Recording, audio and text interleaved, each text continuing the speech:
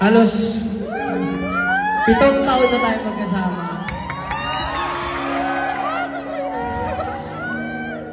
Pero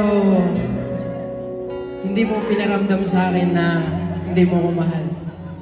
Araw-araw minamahal mo ko, araw-araw pinagtsatsagaan mo ko. Araw-araw mahaba ang pasensya mo sa akin. Araw-araw ikaw inuutos ako. Pero hindi ka nagreklamo. Sabi ko nga sa sarili ko, alam mo, kasi guys, pumupunta kami lagi ng Baclaran. Doon kami nagsisimba. Kada Wednesday, alas 12 ng gabi. Alam mo ba, nung mga 3 months ago, pinagbe-pray ko kay God na bigyan niya ako ng sign kung bakit ko gagawin to. Tapos, isang gabi, nakipag-inuman sa akin si Renegade tsaka si Kuya Ken Salcedo, si Outplayed. Nakipag-inuman sila sa akin. Sabi nila sa akin, Bugs, ba't di ka na mag-propose kay EJ? Kasi ilang taon na naman kayo. Tapos, sabi pa ni Renegade, sabi niya pa, tsaka tumatanda na rin si Ate EJ. Ano ka ba? Anong gusto mong magpakasal kayo? 45 na siya.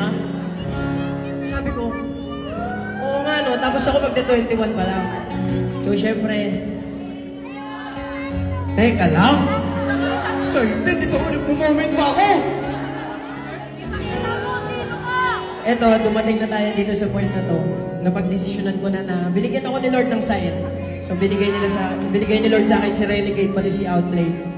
Sabi ko, siguro ito na yung time.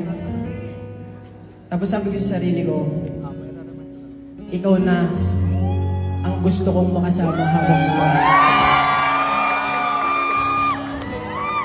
Sabi ko sa sarili ko, kayong dalawa na ni Scarlett ang gusto kong makasama habang buhay. Hanggang sa dulo, mamahalin kita, susuporta kita sa lahat ng gusto mo. Lahat ibibigay ko, mapasaya lang kayo ni Scarlett. And yun, eto na, andito na tayo. Bawa.